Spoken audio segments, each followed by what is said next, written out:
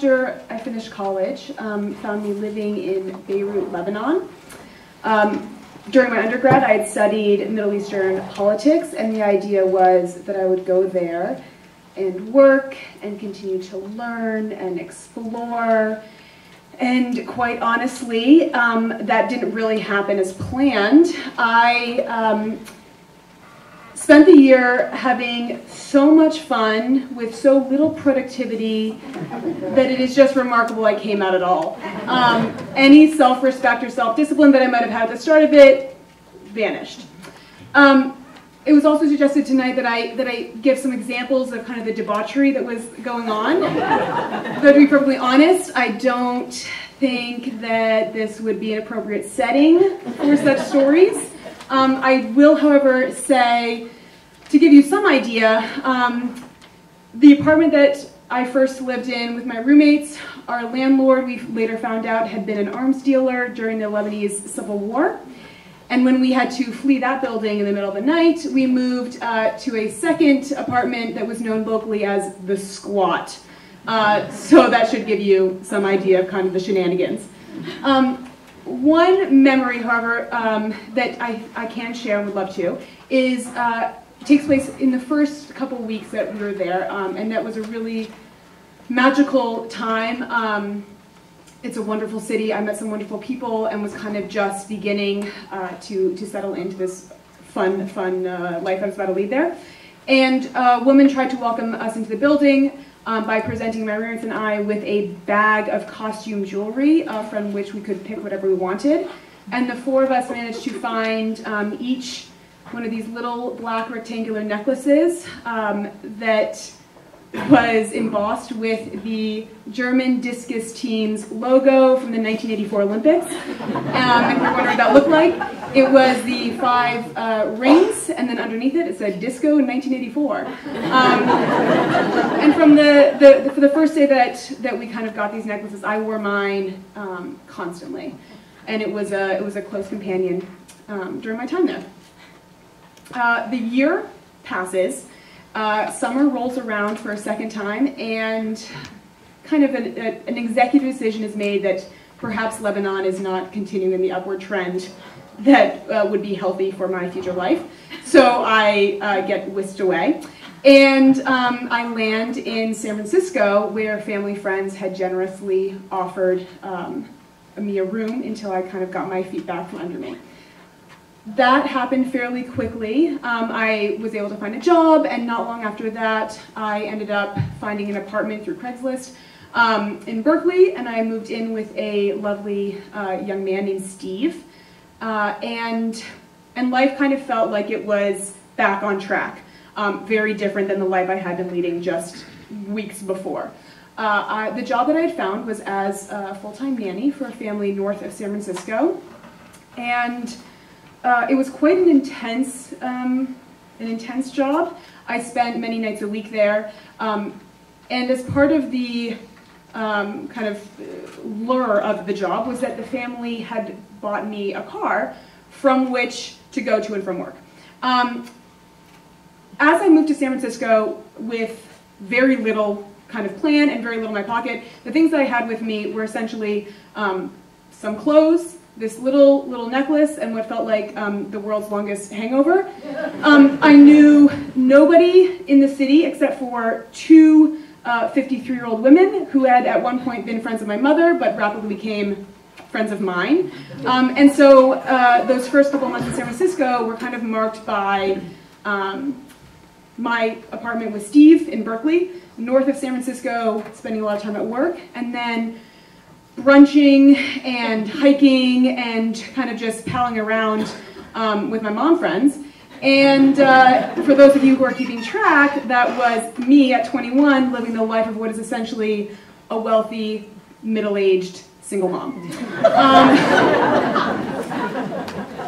There was a couple things in hindsight that kind of should have tipped me off to the fact that maybe I wasn't like nailing this new adulthood.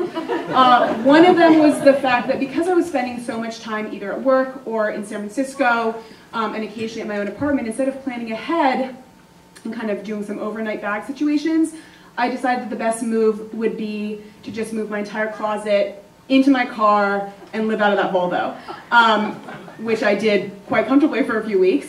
The second thing was that I wasn't home very often, and so I didn't keep a lot of food in my apartment in Berkeley. I kind of just made sure I had the essential non-perishables, which for me at that time were soy milk and breakfast cereal. And some of you might have already guessed it, but yes, addictive tendencies do run in my family. So at the time, that was my kind of, this took the form of cereal addiction, and I could easily sit down and put away 6 to 9 bowls, no problem. I was blowing through cereal like you would not believe. This, however, one thing I want to remind you about your 20s is that, like, clean dishes are kind of hard to come by.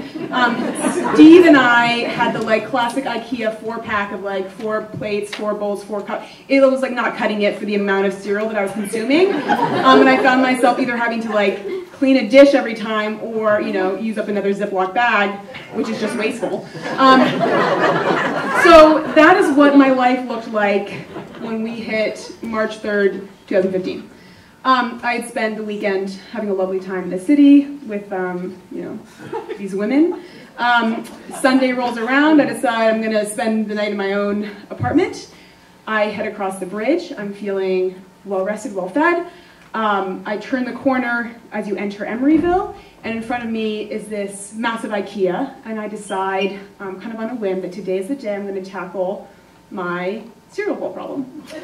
I pull into the parking lot, park my car. At this point, I had also taken on the kind of low-maintenance California girl vibe, and had decided that bags were for losers. And I took my phone, my wallet, my keys, tucked them under my arm, and scooted right into IKEA. I skipped the showroom because I am not a novice. I went straight to that little side door where they do the actual selling of the items downstairs. I knew right where I was headed, to the dishware section. I grabbed my bowls, and then I was so proud that I've kind of tackled this insurmountable task that I was like, you know what? You deserve a fake cactus. And so I headed over to the faux plants. It was there that I suddenly realized that my wallet, my phone, and my car keys were missing. I went and retraced my steps. I borrowed someone's phone to call myself, and my own phone at this point had already been turned off. It was all stolen. And I started to panic. I have no transportation, no money, no phone. I'm a millennial, so I don't have like numbers memorized. I'm not insane.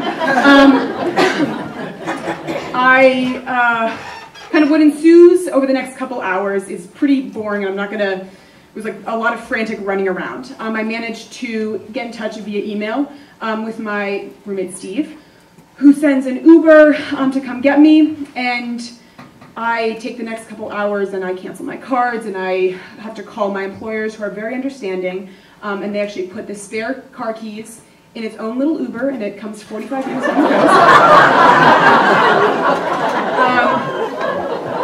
coast. Steve, who has plans with his girlfriend this evening, has postponed them to kind of help me out, and he gives me a ride back over to the IKEA.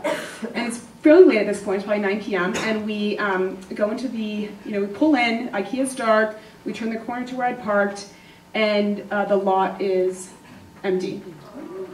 The car has also been stolen. Thank you. And it feels like somebody has punched me in the gut. I don't know if any of you have experienced that, but when something that big vanishes or is like taken from you, it is it's fairly surreal. So Steve takes me to the police station where we file some of the bigger reports, and he cancels his plans with his girlfriend. She ends up coming over, and they help me kind of sort through this mess. The entire evening is kind of taken up with contacting insurance and telling my employers they have to get all the locks changed on their house that night. It is this unbelievably awful feeling of just sitting in my stomach. And the night kind of comes to a close, and the three of us are sitting in the living room, we're kind of talking about everything, and I sit back to take stock of the situation, and being the, like, you know, selfish 21-year-old, I'm like, you know, this is actually a fairly good learning opportunity for me. You know, no one was hurt. The car is going to be covered by insurance. Yes, my clothes are gone, but I'm praying that insurance is going to cover a new closet. And Steve's roommate begins to ask me about some of the more personal things that were gone. There was a wallet that somebody had passed down to me. I remember a journal that I began keeping, and that feels like a loss. And then I suddenly have this very visceral image of a little disco 1984 necklace sitting in a cup holder in the center console. And it feels like somebody has ripped my soul in two. I start to sob, and Steve's girlfriend, who is essentially a stranger to me still at this point, comes over and puts her arm around me and comforts me. And it feels at that moment like all of these memories and these experiences and this kind of wild ferocity with which we were living in Lebanon it's all of that has been taken. And it's crushing.